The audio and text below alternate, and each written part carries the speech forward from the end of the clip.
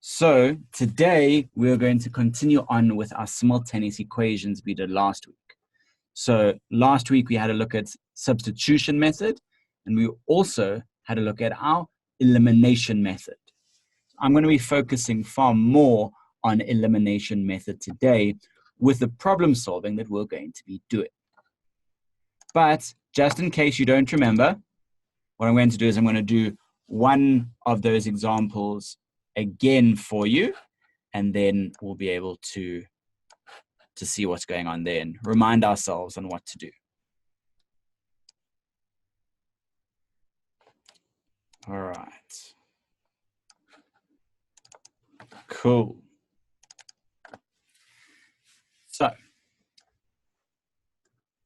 once again, this is simultaneous equations. So, if I give you a scenario of the following, let's say a plus 3b equals 5 and 3a plus 2b equals 8. As I said, you can use substitution, you can use elimination. If you want to try and use elimination here, you have a choice. You can either try and eliminate the a's or you can try and eliminate the b's. The initial problem that you see, though, is that you can't just subtract them. Because if I subtract, say, for example, subtract the top minus the bottom, you're going to be left with a b here and a's. And if I subtract on the a's, say, for example, I take bottom minus top, I'm going to have 3 minus 1. I'm going to be left with 2 a's and then b's as well. So if I just add and subtract, elimination is not going to work. Substitution will always work irrespective, but elimination is quicker. So what we can do is we can change this equation slightly. So I'm going to multiply everything by 3. And now you might say, but how can you just do that? That's not the equation that was given. Well, you are correct. It's not the equation that was given. But because we know equations, we know that if I do something to one term, I have to do it to every term in order to make sure that everything stays equal and the equality of an equation stays. So I can now rewrite this as 3a plus 9b equals 15, and 3a plus 2b equals 8. You may now also be asking, but hold on, you didn't multiply the bottom one by anything. You just changed the top. Doesn't that mess with an equation? Well, actually, no, because these are two separate equations. I only have to worry about one equation at a time to keep its equality. Now, if I use elimination, I can eliminate my a's. I'm going to call that equation 1, equation 2. I'm going to take equation 1 minus equation 2. So I'm going to subtract top and bottom. So 3a minus 3a gives me nothing, and therefore a's are eliminated, hence the name elimination method. 9b minus 2b gives me 7b, and 15 minus 8 gives me 7. This is very easy to solve. 7 times what gives me 7? Well, b has to be 1. I can now take this 1 and sub it back into either 2 or 1 or the original 1. Totally up to you. I'm going to be daring, and I'm going to even sub it back into the original.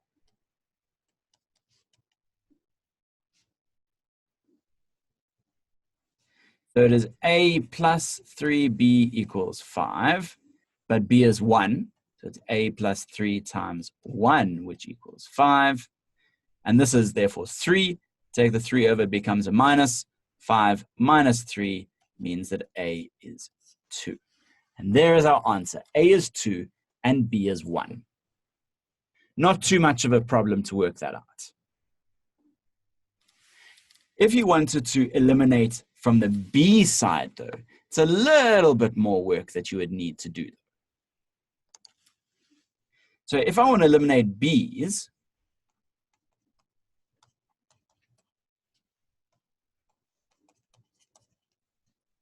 I would have to try and make sure that this coefficient value is the same. Whether it's a plus or a minus of that value doesn't matter, because you can then either plus the equations or minus the equations. But you need the actual value, the actual number there to be the same. So therefore, I would have to times everything here by 2 and times this one by 3, so that I end up with 2a plus 6b equals 10, and 9a plus 6b equals 16. And now these are the same, which means we can use our elimination method to cancel them out. All right. That is slightly different. Now I copied something down incorrectly. So that's a 9, that's a 6, that's a 8. Ah, that's my problem right there. That's not meant to be a 2, that's meant to be a 3, which means that's not a 16, that is a 24. All right, so remember, I multiplied that by 2, that's my problem. I have to multiply everything by the same number, which was 3. So now when you subtract this, you're going to have 7a equaling 14, and 14 divided by 7 gives me 2, which is exactly the same answer. And I can therefore sub this a equals 2 either back into this one, or this one, or this one, or this one. Totally up to you. If I use this one again, a is 2. So 2 plus 3 times something is 5. B must be 1, so that's 2 plus 3 gives me 5. And I get exactly the same answers either way I do it. All right, so that's just a reminder on how elimination works. What if I now give you a problem? What if I say to you, here is a rectangle, and in this rectangle, I have sized the length 3y, 13 minus 2x, x, and 5 minus y. And I say to you, find the value of x and y such that A, B, C, D is a rectangle. And this is a great question because it actually includes different aspects from different chapters. So you therefore need to know, all right, what are the properties of a rectangle? Well, for a rectangle, we know that opposite sides are equal. We know there are right angles in the corner. We know that the diagonals bisect each other.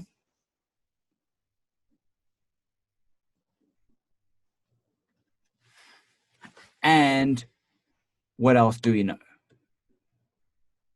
Sides, oh, and we know parallel lines.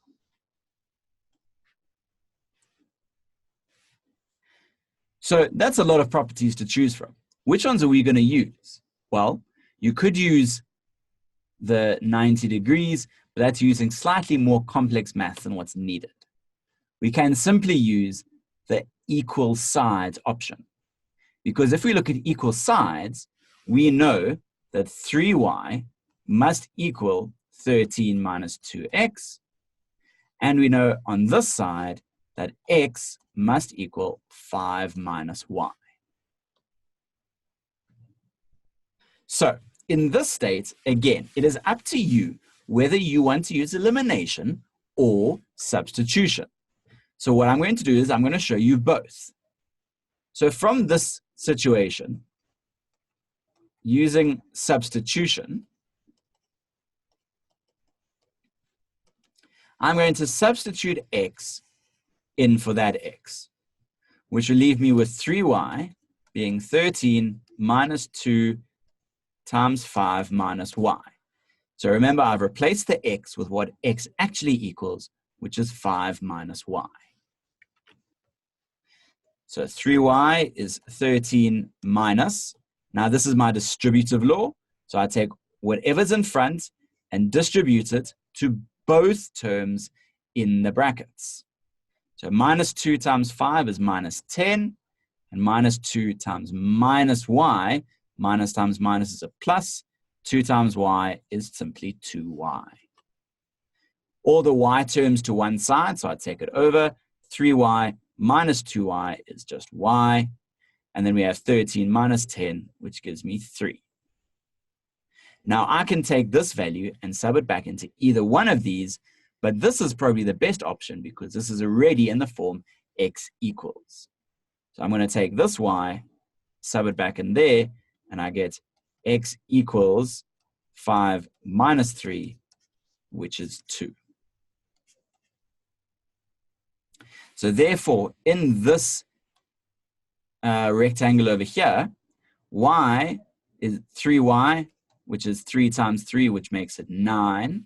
This side I automatically know is 9, but just to check, so x is 2. So 2 times 2 is 4. 13 minus 4 is 9. That's looking good. My x value is 2. Over here, I know it should equal 2, but we're just checking. Y is 3. 5 minus 3 equals 2. It is a rectangle. Great success. All right. Now, what happens if we do this via elimination? So let's clear this off.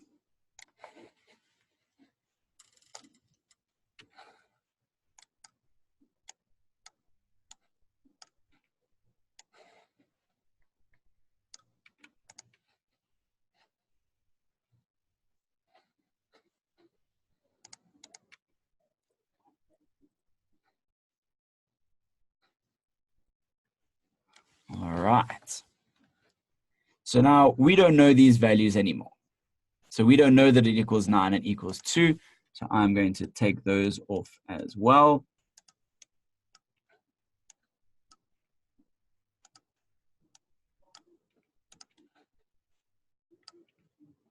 All right.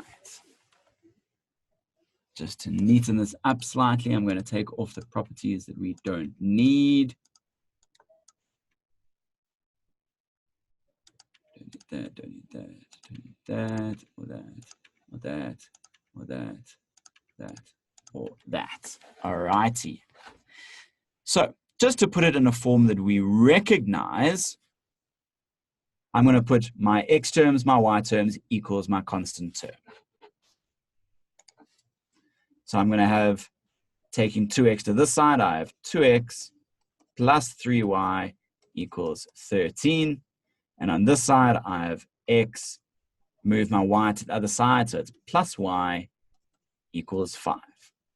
And it's now my choice. I can either eliminate my x's or my y's. Either way, I'm going to have to manipulate my bottom equation. So to keep numbers smaller, I'm going to multiply by 2 to try and eliminate my x's, so that I end up with a 2x, a 2y, and 5 times 2 equals 10. This is now equation 1 and equation 2. I can take equation 1 minus equation 2. 2x minus 2x leaves me nothing, which is what I expect because it's elimination. 3y minus 2y leaves y, fantastic news. And then 13 minus 10 gives me 3, and that is exactly the same answer as I got through my substitution. I can now take this y and sub it back into either this one, or this one, or this one, or this one. But easiest, of course, is this one, which means that it's 5 minus 3, which gives 2. which again is exactly the same option that we had in the previous one. So y is 3, which makes this 9, which makes this 9 because x is 2. Y is 3, which makes that 2, and x is 2, which makes that 2. Still same answers. Doesn't matter what method you choose. Exactly. So either way, y will equal 3. And it doesn't matter if you eliminate x's or eliminate y's, you will still get that y equals 3. We're going to do one more simpler example. And that's changing words. Let's do green. Changing words into equations. All right. So if I give you that the sum of two numbers is, let's say, 60, and half their difference is 10, you must find x and y. So we now need to come up with the equations from this. So let me use an orange here. So x and y are the two unknown values. So the sum of the two numbers is 60. Sum, remember, always means add. So therefore my one equation is x plus y equals 60, because that is the sum when you add them together. Difference specifically means minus. But it's not only the difference, it is half the difference. So half the difference is 10. What does that make the difference equal to?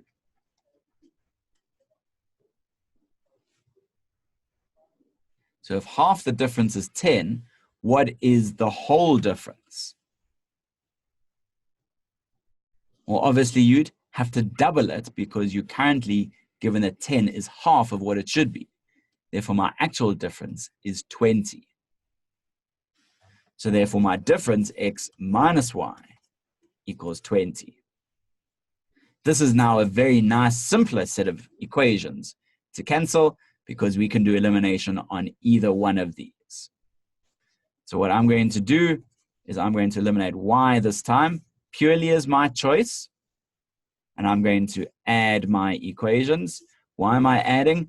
Because if I add, my signs don't change, and y minus y will eliminate y's. If I subtracted them, I'd then be subtracting the x's, and I'd eliminate x's. So here, with me adding, x plus x is 2x. 60 plus 20 is 80. So solving for x, divide by 2, x will equal 40. And what about my other one? Well, I can sub it into any one of these two. I'm going to choose to sub it into the top one just because I can. So therefore it is 40 plus y equals 60. 40 plus what gives 60? Well, 20. Does it make sense that x is 40 and y is 20? Well, the sum of the two numbers must be 60. 40 plus 20, it is indeed 60. And half the difference is 10. While the difference between these two is 20, half the difference, therefore, is half of 20, which is 10. Satisfies both cases, therefore we are correct.